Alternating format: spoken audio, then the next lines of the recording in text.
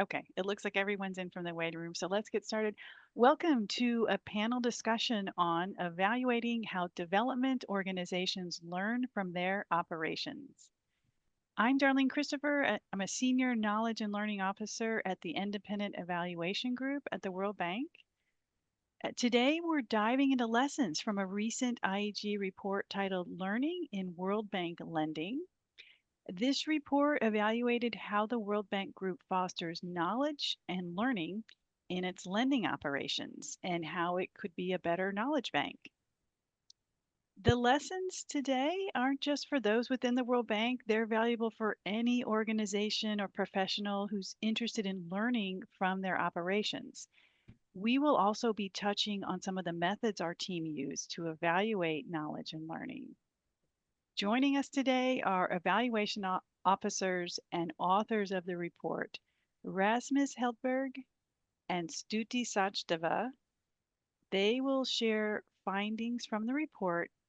We'll have a short panel discussion, and after that, we'll open the floor to your questions. Along the way, please feel free to put your questions and comments in the chat. Let's welcome Rasmus and Stuti. Thank you, Darlene. Excellent, and thanks for connecting us here. Knowledge and learning, of course, is so key to us as evaluators. It's really like a critical to our profession and so important to us. It's actually also a topic that's close to the heart of a lot of World Bank colleagues. So there was always a lot of energy around this evaluation, right from the early first scoping conversations. Knowledge workers, that including those that are World Bank staff and managers, often have strong opinions about knowledge and learning and brought a lot to it. We were asking in this evaluation to what extent different knowledge inputs inform design and implementation of projects. Financing operations is just a fancy term for projects. To what extent the different units around the World Bank have effective knowledge processes. And this is really, many different units have different kinds of knowledge processes. So that's what the question is trying to get to. And what it would take to have more consistent and really good knowledge processes in place more broadly. And next slide, please. We used a variety of methods for this. The grounding that sort of anchored us was probably 34 cases. These were projects, lending projects, that we looked at in depth, answering questions about the types of knowledge inputs, when they got them, what kinds of knowledge inputs, what those knowledge inputs, what purposes they serve. We did that casework with document reviews, with semi-structured interviews of team leaders. Apologies for the acronyms. I'll try to read them out. Interviews with team leaders, both current and former. We observed, in fact, even some meetings. We complemented this very detailed casework with many other things, drawing on big data methods. The World Bank has these operations platforms with a wealth of operational data. It's not very easy to use, but it's there. And we actually worked with several data scientists to extract and make sense of things. For example, around turnover of team leaders, or reference analysis of references that were in footnotes, not in a structured bibliography. And we found that this kind of quantitative big data analysis complemented very nicely the casework, although it took effort to make sure that these different methods spoke to each other. Next slide, please. Overall,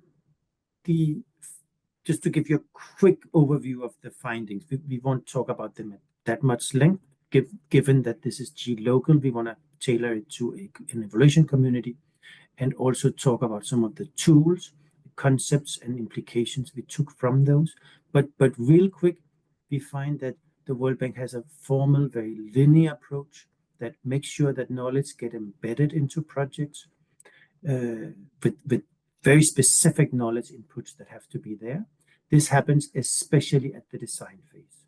There are very focused entry points with review meetings that check that these things are in place, right? The World Bank is process heavy and processes get complied with. Secondly, that overall, the World Bank does have a strong learning culture. And this is something that helps teams identify actionable sector and country knowledge. And then third, that this knowledge ecosystem, uh, it has many imbalances, fragmentations, and weak lesson learning. And the next couple of slides and our recommendations speak to these types of imbalances.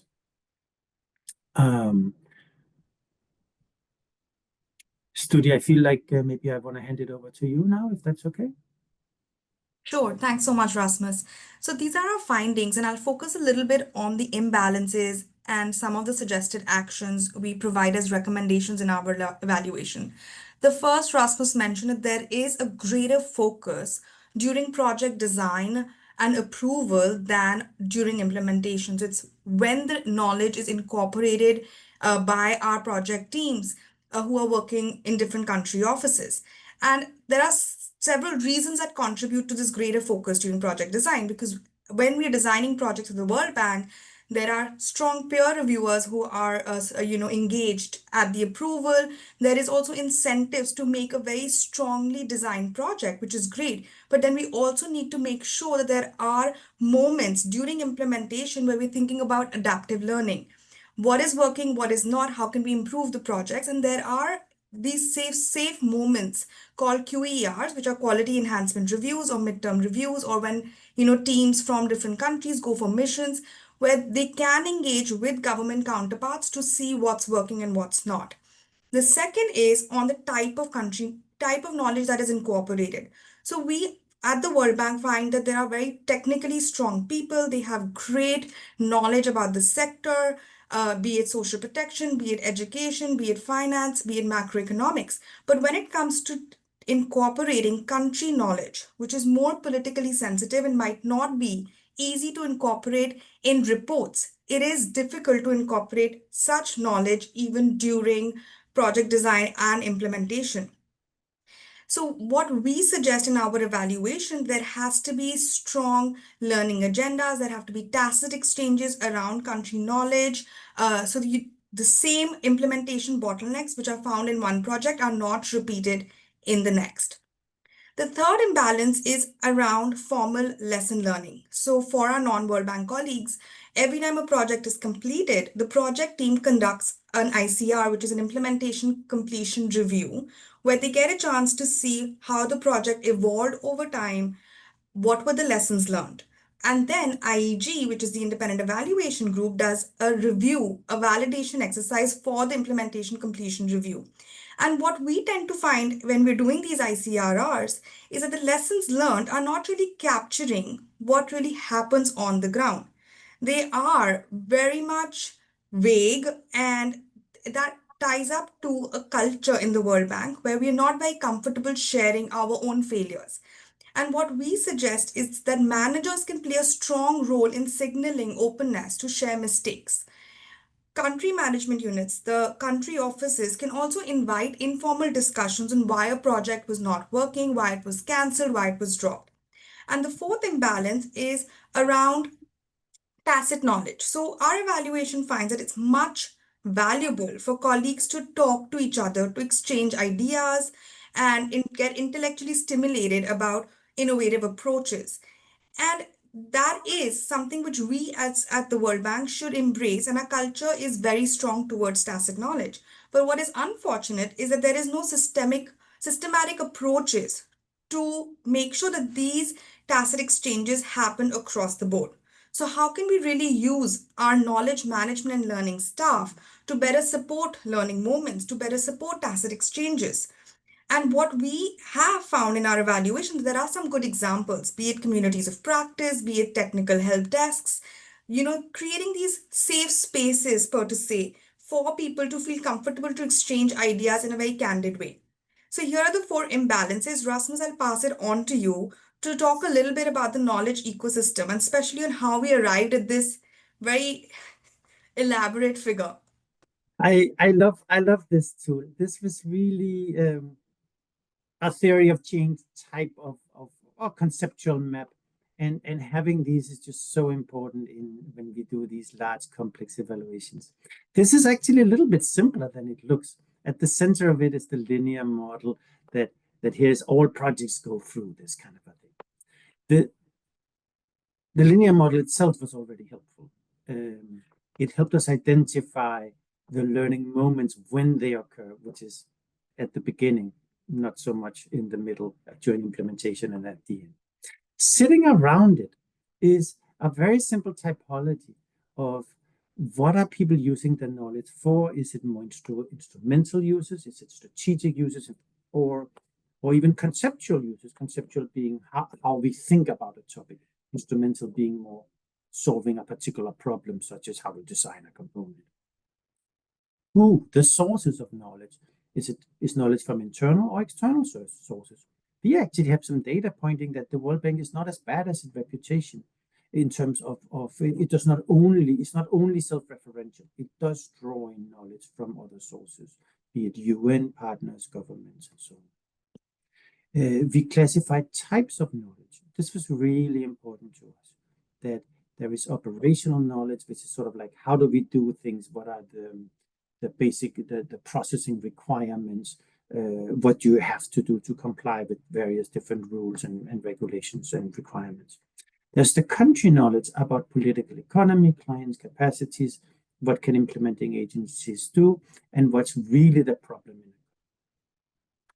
And then there's the sector technical knowledge, which is the type of stuff that people write research and studies about, typically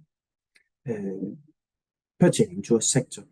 The finding here is that the World Bank is much more structured with operational and sectoral knowledge than it is with country knowledge. On country knowledge, as mentioned, it tends to be much more tacit, sort of in the heads of people that are in that country office, that have maybe that work with government partners and maybe work with them day in, day and out. It's not so much that gets put into paper and that's shared and where people learn systematically about it. And there's how tacit explicit knowledge. Those typologies, those distinctions were really critical to us. And you will see that if you think back on the four broad findings we shared before, they all relate back to this framework one way or another.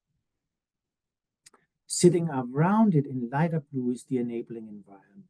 The kinds of things that help, that motivate, that enable, or hinder if they're not there. And these factors for us became so critical in understanding why certain things work well or less well.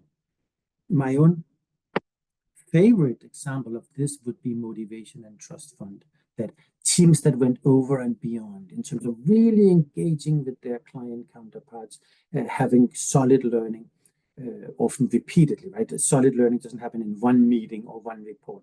It's something that teams do over time as a process together in the team and with their counterparts and their partners. And the people, those teams that did it, A, they were super motivated. They were knowledge champions. And B, they often have trust funds. Trust funds are like softer concessional money that donors make available to the World Bank and that help finance. So consultants and other study tours so that teams can go a little bit over and beyond. Studi, what about you? Anything that stood out to you here? Thanks so much, Rasmus. Yeah, I think learning with clients and learning with partners really speak to me, especially not just for this evaluation, but when we do our other evaluations, specifically country evaluations, South-South exchanges, when you bring different government counterparts from different countries together and they can learn from each other's experiences, I think the World Bank plays a really strong convener role. And that is a great source of knowledge, not just for the clients, but also for World Bank colleagues. And that's really valued by all task leaders and teams. So I think that's number one for me.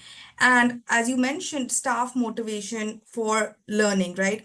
Through this evaluation, we spoke to a lot of managers, we spoke to a lot of task leaders. As a young professional, it was extremely motivating to see Everyone is so motivated to learn. Everyone is so motivated to also pass on the knowledge, right, to different team members so they can be empowered.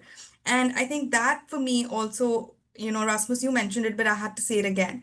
And I think I would want to reiterate that this conceptual framework or the ecosystem really helped us think through knowledge, which is such a fluid concept, and add structure to it. And I think the 34 case studies, looking at it from all these different lenses of why, how, what, and who, helped us triangulate the evidence at a larger level. So I think having this ecosystem as a conceptual model was a great idea. And I know we spent a lot of time just figuring this out because we didn't want to make it too complicated, but it was totally worth it. Certainly, certainly. Maybe something we can come back to in the Q&A, because I do want to preserve time to hear from you all. So in closing, the World Bank's knowledge ecosystem has many strengths. The lending processes create defined formal learning moments at very specific moments in time. And there's a strong informal learning culture of this sense of sharing generously of your knowledge and learning lessons together. However, there are the major imbalances and weak lesson learning, and the institutional support is rather fragmented. And we have some recommendations to address that. The recommendations are not exactly listed here; they're in the report. I think the link has been shared, but I think there are some takeaways to all of us as knowledge workers, as team leaders, as team members, as evaluators. There are some takeaways that we can embrace. We can all create learning moments in our projects. Learning moment is when you stop, you pause, you reflect with your team. What just happened? What did we learn from this meeting, from this sub-task, from this sub-process? What did we learn? Let's take a moment. Let's just pause and reflect. Let's distill some lessons. Ideally, also write them down from things. We have existing processes. All of us have processes in our work. And many of these processes are maybe annoying. Maybe they feel like it's just something we comply with. We just have to pass the hurdle. But sometimes there are learning moments that can be created as part on the sideline or as part of these processes. For example, if you have a peer review process, well, maybe you can pull your peer reviewers aside and have a side conversation to make sure you really learn from them and with them. And then all of us, myself included, can be better at signaling openness to talking about failure and lack of success. Thank you very much and look forward to the questions. Thank you so much, Rasmus and Stuti. These are such interesting insights. And I think, what I hear from you is that tackling a few of these imbalances could really make a difference to becoming a better knowledge bank. And as you were saying, Rasmus, these findings are applicable across the board. They're not unique to the bank. I'm guessing that colleagues listening in here are finding some parallels in their own work. Let me ask a few questions though to get us started. Tell us about the uptake of the findings and the lessons from inside the organization and how teams at different levels have responded to them. Oh, that's a great question. There's been a huge interest in this evaluation. I think the topic of knowledge and learning really speaks to World Bank people, and the senior managing director actually picked it up and had several sort of engagements on this. For example, a call with our vice president where she could present to a large number of directors around the World Bank. And at the level of directors and higher, they really pick up on the imbalances and having it pinned out. So if you recall our slides, we had it pinned out with here are 4 or 5 major imbalances, and they relate to this issue, and here's how it can be fixed. That I think that resonated with people. It's very specific and actionable, right? A lot of times people have a sense that something can be better. It's kind of a little bit loose. That like managers, directors, higher, they have a sense that we can be a little bit better on something or the other. And they all have opinions about that. But there also very different opinions. What we are doing here is we're providing a framework. We are saying there's 4 or 5 types of imbalances. They have different causes and different solutions. And I think that has proven helpful. The other kinds of take-up has come from knowledge and learning professionals. And they are sort of at the grassroots of this and at the heart of finding solutions to some of these things. And there the conversation is a little bit more granular in terms of how to better mobilize a supportive study. What do you think? Yeah, and I think one thing that really speaks to people is to provide good examples and good practices. And in our report, we have tried to give very tangible examples of how a solution could look like, or what a specific global practice is doing in there, which is a good practice. So that can be then replicated and scaled up. So I think that has been a great value add of the evaluation, in addition to just talking in very generic terms of what the imbalances are. So we've given them very specific action items to uptake. And the takeaway for me is that to have traction with something like this, we need messages that speak to many levels of the organization. For the directors and vice presidents, it has to be these, here are 4 bullet point, very high level type of things. For team leaders and managers, they're looking for something that's like how Studi says, examples that speak to them. Here's something that they can do at their level to improve practices. And for knowledge and learning professionals, they are maybe interested in even more granular things about knowledge management processes or the framework for thinking through it, right? And so having messages and examples that resonate with many different kinds of people, depending on their role, proved important for this to get traction. Thank you so much. This is really exciting. It's great to hear that there's been a good uptake of your findings inside and I think outside the bank as well. I think we're going to get to that later. And it makes sense because as someone in the knowledge and learning community at the bank, um, the knowledge and learning is such a central role in development operations. We have to continue learning so we can continue to get better. So let me ask another question, though. Evaluating intangible things like knowledge and learning can be quite challenging.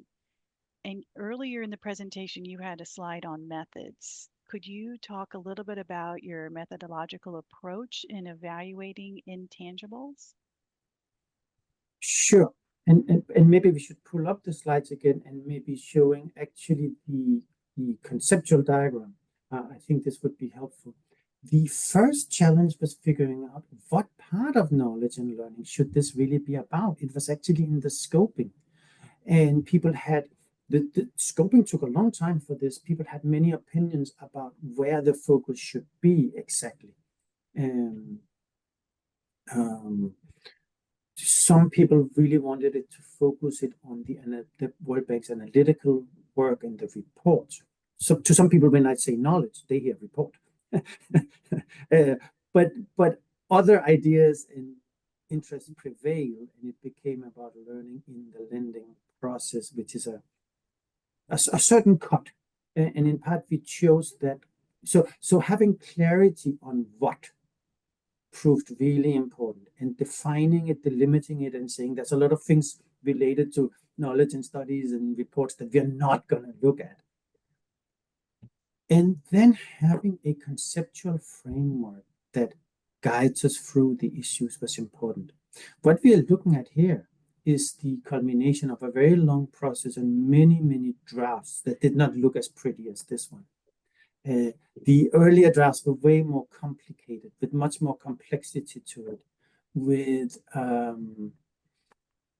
It actually took a lot of discussion with experts, including Thomas Delahaye, who is quite, some of you might know him, who has extensive experience evaluating knowledge in European organizations, to understand what are the major distinctions and that make the most sense. For example, what knowledge gets used for. The distinction between strategic, instrumental, and conceptual knowledge came in through some of all of that work. This is really a distillation of a lot of very broad, very vague things. And knowledge management is a very big topic and diffuse. It can go in many directions. So distilling a lot of things and really, and this is not a discipline, that's not my discipline. I wasn't familiar with it. So there's also a lot of translation from other disciplines into something we can relate to using simpler terminology. Study, what are your thoughts?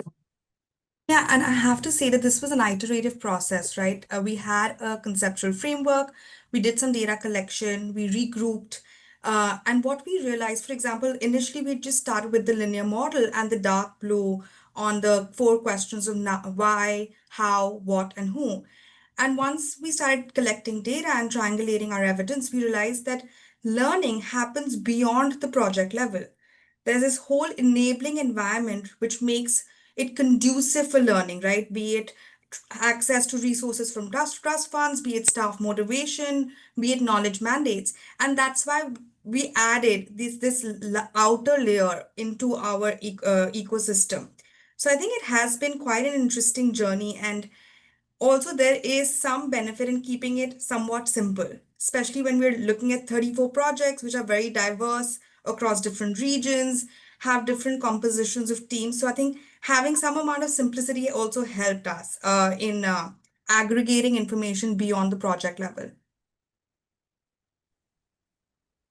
You know, this knowledge ecosystem is so interesting, and there's a lot here that I think development organizations and evaluators could adapt to their own contexts, because this is not necessarily specific to the World Bank, but applicable in other organizations. And so let's go there for a moment. Is there scope for collaboration among multilateral development banks on knowledge and learning? And what might that look like? Actually, there is, and we are talking to each other among the multilaterals evaluation functions, and some of the frameworks and ideas we presented were inspired by previous knowledge evaluations. For example, the uh, European Bank for Reconstruction and Development (EBRD) had an evaluation that did some benchmarking of practices, which had also looked at the World Bank, and which made the this very interesting point that actually all of the past approaches in the multilateral system, all the approaches at improving knowledge management had been about formalizing things, creating databases, having formal knowledge management strategies. It had very much been on formal and explicit types of knowledge. There had not been a serious attempt at improving approaches to tacit knowledge and informal knowledge sharing. That had never been the focus of past attempts at improvement.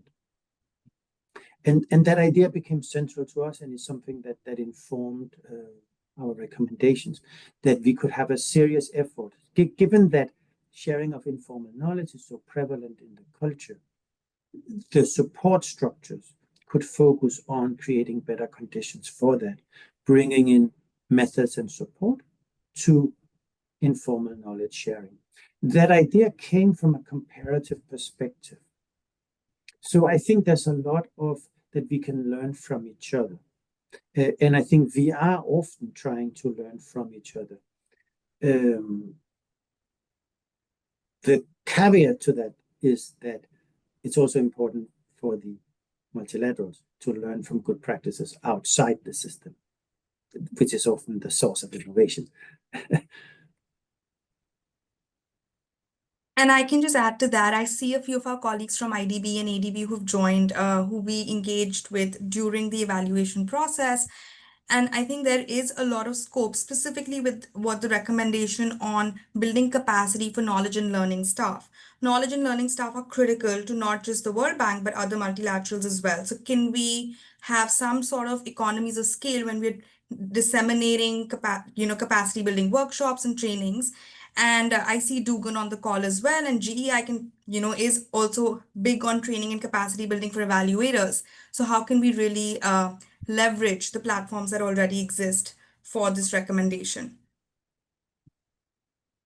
Thank you. Yeah, it sounds like there are opportunities to collaborate and to get better at this. Hello, Dugan, and hello, everyone who's joined our session has been listening in, and now it's time to turn to you to see any comments, what resonated with you, what could you apply in your organization, and also your questions. We'd love to hear from you. We have plenty of time for that, and I'm going to turn over. I see we have one question. We'll start with. Any insights on duplication of efforts, a common criticism of international development work? In many upcoming projects, we may be developing learning products which already exist. So, how can we get better at this? Yes, yes. The comment is that that's true. It's a widely held perception, and there is truth to it, because findability of things isn't always very good. Projects do a lot of things that it could be a technical assessment of some sort they have to do, or it could be training materials, it could be terms of reference for consultants. There's a lot of stuff projects do that is hard for others to find and reuse. And figuring out a system for doing that is not that straightforward. Many of these outputs might not be. It's not just something you put in a database and problem solved, right? Had it been that simple, it would have been solved long ago. The conversations, whenever the conversation comes to solving these things, a lot of people go to database solutions, IT solutions, AI solutions. There is another route, though, which is something like a help desk, and the broader global practice in the World Bank had that organized. Sort of like a system where there is some kind of manual filtering of requests and information, classification of frequently asked questions, certain things that often gets duplicated. Those things, you create a database for it, and you make the effort of keeping that database up to date. Certain other things are just so random and so infrequent that it's not worth the effort of creating a system. You continue to rely on experts' memory, if that makes sense. So sometimes a database is the answer, other times it's something else, maybe a way of getting better at connecting people to learn from each other. I can add to that as well. I think there is a strong focus on dissemination when we, produce all the analytical work, but there's not so much focus on engagement. And there's a very fine line, but a very important line between dissemination and engagement. And I think, for example, this is a great platform where we're engaging with the audience, not assuming that our report is going to be picked up and read by them. So I think knowledge management and learning cadre can also play a role in ensuring there are strong engagement plans to ensure that there's uptake of the work, there's greater awareness. Because a lot of times people are not aware of what's happening in other parts of the World Bank. Given, we're moving towards decentralization in our operational teams, how can we improve connecting different country offices, different people across the globe? So I think it's going to be interesting to focus a lot more on engagement rather than dissemination.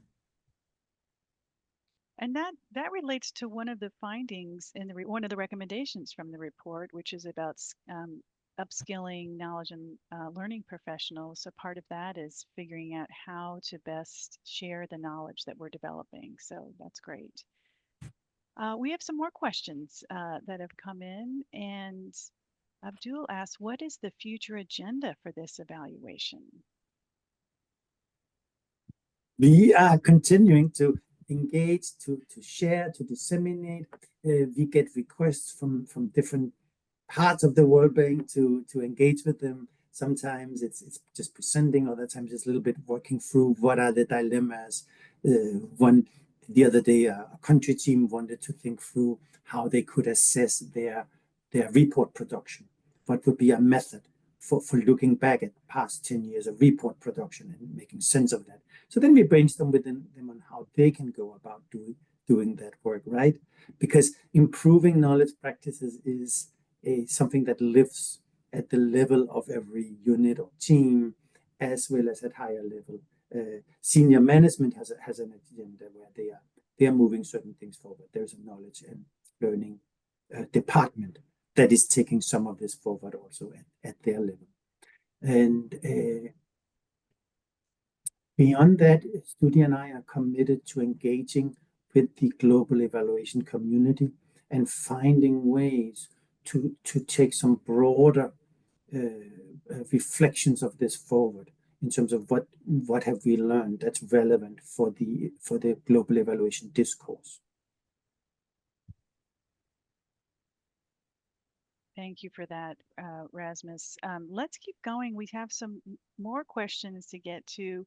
Razik has added an interesting comment about in the global south, some issues exist in integrating lessons and knowledge, and there's a reliance on multilaterals to help with this.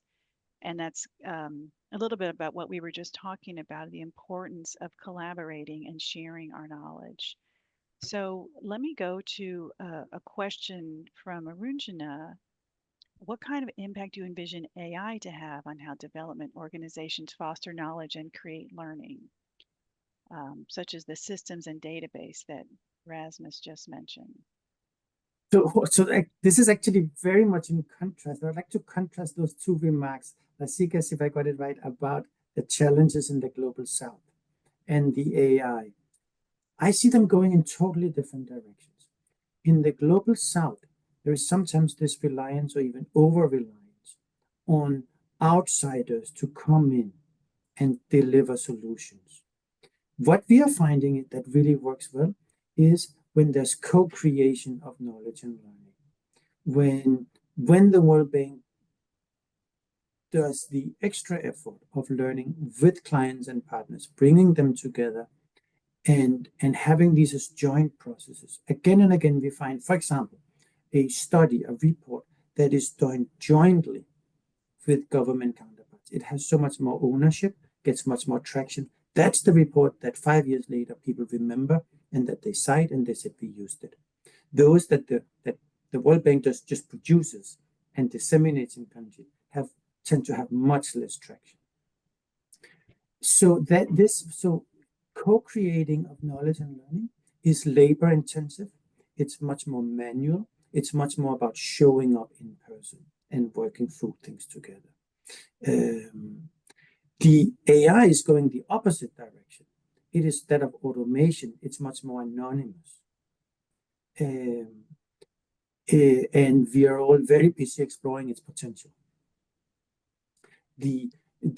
How I'm reading these discussions is that the largest potential of AI is in taking certain subtasks, certain work processes that can be automated and automating those.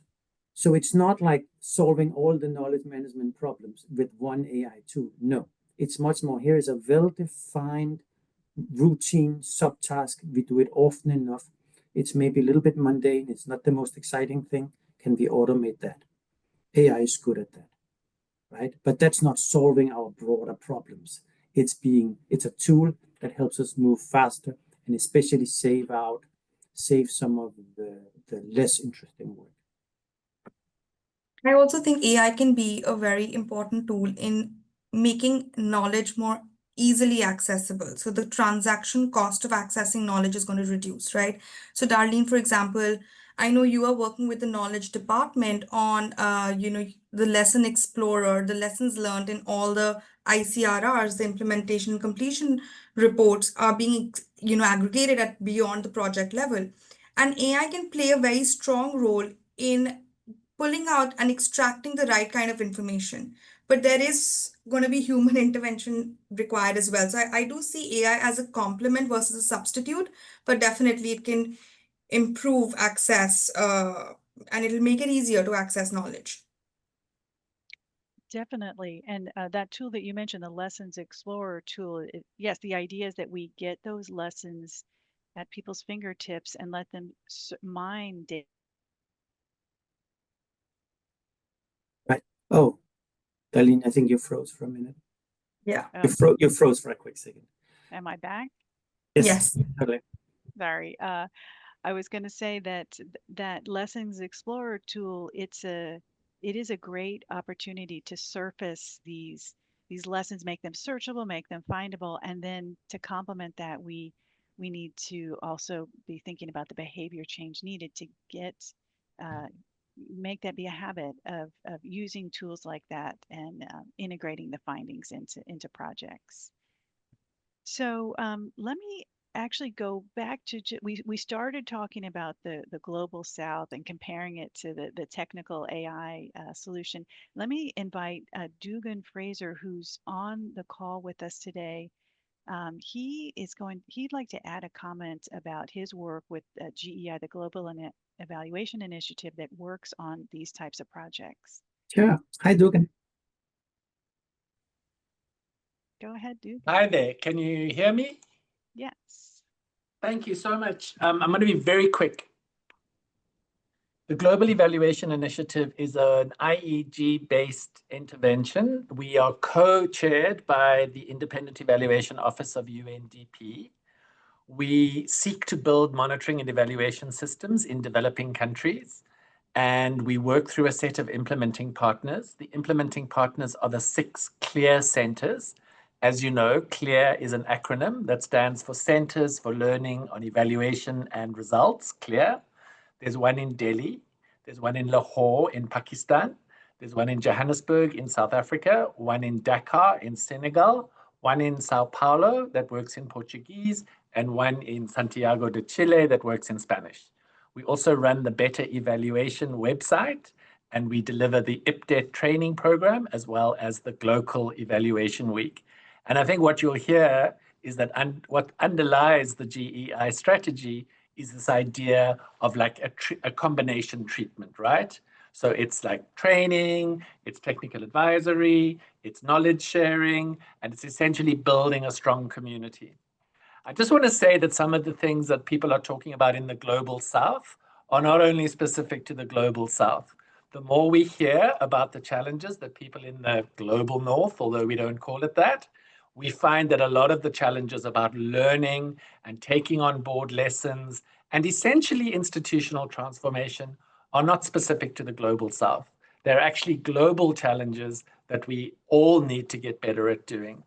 I think the one thing that we are really starting to understand better is the role of champions, that we think leadership is a major, major factor. And I also want to say that I think we're underestimating the impact that AI is going to have. I think AI is going to change the way architecture of knowledge operates and the way we think about how we structure it so that we access it in future. Because I think a lot of the things that are currently IEG products, the thematic evaluations, the intermediate products, the micro products, are going to basically be assembled in response to queries. And that what we're going to have is big data reservoirs that are going to make this information accessible. And I think that's a transformation that offers a lot of developing countries opportunities to really leapfrog and jump ahead and surpass their competitors. And I think the other thing that's going to happen with AI is that the accompaniment element of it, the way that it can accompany you in executing your tasks and drawing on knowledge on an ongoing and sustained basis, also just means that we're going to be raising the bar incrementally, but quickly. If you'd like to know more about the GEI, I said I was going to be quick and I haven't, so I'm sorry. But please do look on the Global Evaluation Initiative website. And thank you so much for giving me a couple of minutes, Darlene. You're very, very kind. Thank you, Dugan. So helpful. I love all these comments and thinking about what the future of AI is also so exciting. So thank you for that. Let me go back to the chat and thank Doha. She's been adding some comments, I think, on the areas that are resonating with her. And Grace has a question about, did you find there was a difference in the successful uptake of internal versus external knowledge and learning? And how would you suggest encouraging more focus on internal knowledge and learning? This is interesting. What do you guys think about this? If you mean internal as it's inside the World Bank and external as in learning with others, well, I'll turn it around. I think that there's need for more focus on the external, on engaging with the outside world, learning with clients, partners, others, bringing them into the tent, so to speak. I think there's a risk of being too internally focused and thinking that we have all the answers. If only we sort out our own knowledge management problems. If that makes sense. Yeah, go ahead, I Santi. yeah, go ahead. Yeah, and I do feel like there is a perception, right? Like when we did the reference analysis, Rasmus, I know our hypothesis was that there's going to be a lot of self-references. World Bank will be citing the World Bank reports. But we actually found that there is a lot of references on external sources. And it is a great value add to look at what other development partners are doing, what other agencies are doing, if we can piggyback upon it rather than reinventing the wheel. And I think it speaks to being aware of what's happening out there, but also being more collaborative because a lot of us are doing similar kind of work.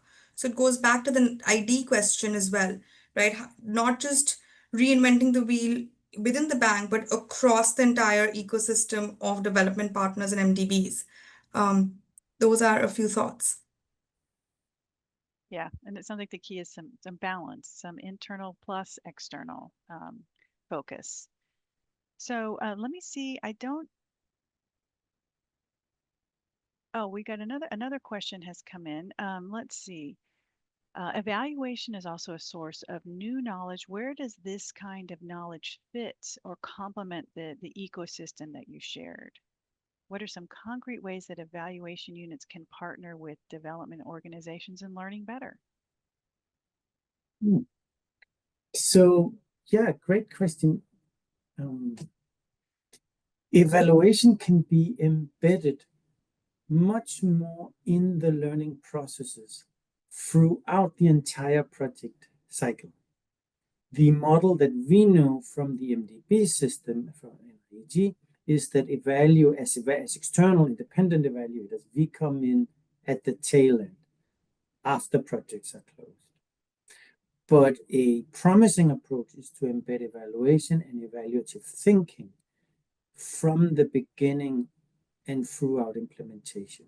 What does that mean in practice? It means that teams collect data and they use it and learn from it as they go along. It means that processes such as midterm reviews are not just checkbox exercises, that they have structured processes of using data about outcomes or obstacles, challenges to achieving outcomes, using that in a structured way to reflect and learn and course correct. This is something that evaluators are good at, that an evaluative thinking can inform all of these processes. The challenge that we face as the independent office is that we are not there. We are not ourselves present, right? So we can only inspire, influence operational colleagues that for them to do it out themselves. We can come in whenever a department is thinking about a stock take of something, a review of their portfolio, review of something or the other, right? We can come in and advise them on what are ways of doing this that can dig a little bit deeper. The way a typical departmental portfolio review goes is that it's a little bit superficial. It's things they can count, things that show up in their spreadsheets. Evaluative thinking would help them think about what are the fundamental questions we are trying to answer here. Has it worked? Why? What are our experiences? When something worked well, why was that? If something did not work so well, why was that? It's trying to dig a little bit deeper. And then think about what are the sources of evidence that can help us understand these things. And maybe that's not the very simple spreadsheet that counts all the activities. It's something a little bit more, maybe some semi-structured interviews, whatever it is. Evaluators can help departments, teams come up with ways that dig a little bit deeper and that make sure that there's real learning that comes out from these kinds of exercises. Thank you so much.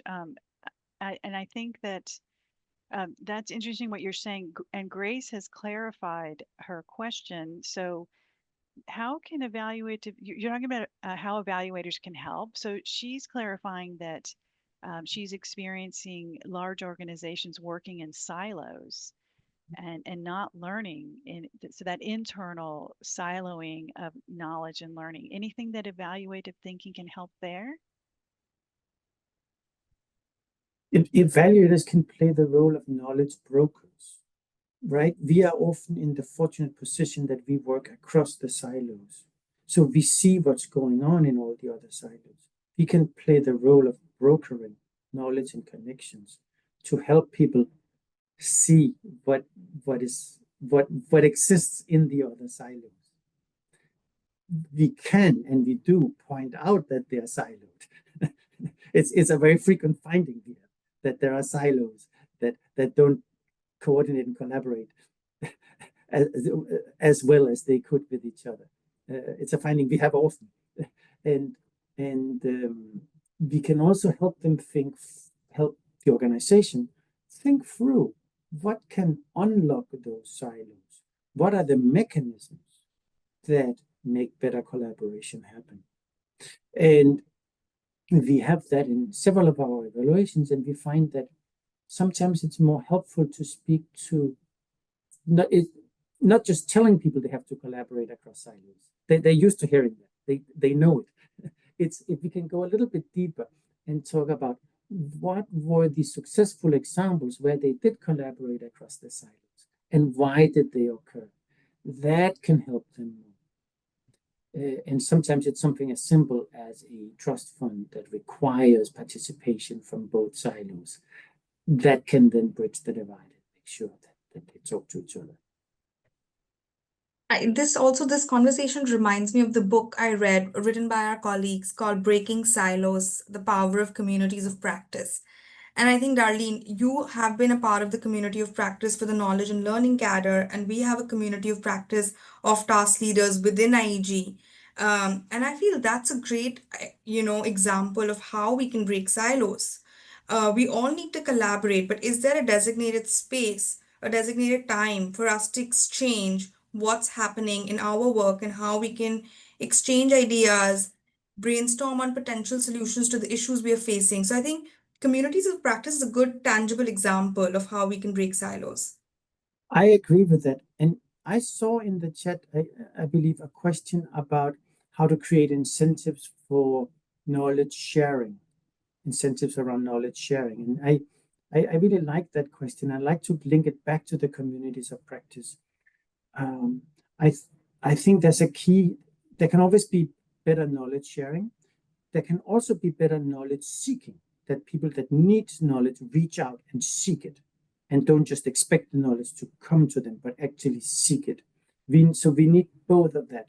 And communities of practice is a way of connecting the two. It's a way of saying the solution is in engaging with each other, making sure that there are engagement points where people come together and they can learn with each other, if that makes sense. So it's not just on one side to share.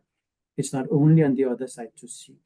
It's up to managers and knowledge management professionals can think about creating the spaces where knowledge sharing happens.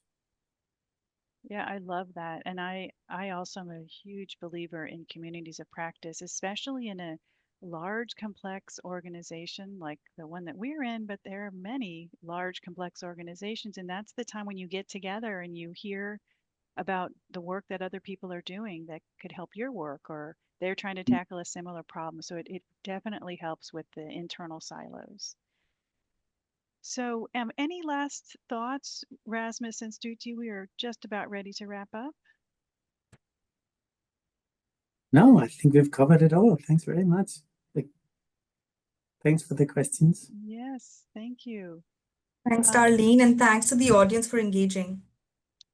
Yeah, this has been a really great discussion. And you know what's really stuck with me is that we're not short on knowledge, but we're short on using it well. And we have these lessons that get written down, but we don't always carry them forward. Um, and we have a lot of learning happening, but it's uneven, especially this informal learning. So what I take away from your report is it's a call for us to be more intentional, to make learning part of how we work and how we can so that we can get better and ultimately more effective in our development work. So this has been really interesting and really insightful. We have a slide showing on the page here. And let me just add that we have a podcast episode coming up on this very topic. So please stay tuned for it. There is also a link to the to other resources, including the two-page snapshot, which I find very helpful. And everything is listed here in the slide. We'll be sharing the recording and the slides with you shortly. And I encourage you to please subscribe to IG's newsletter and podcast so you can receive more evaluation insights. Thank you all for attending and for the great discussion. Have a great day. Bye, everyone. Bye. Thank you.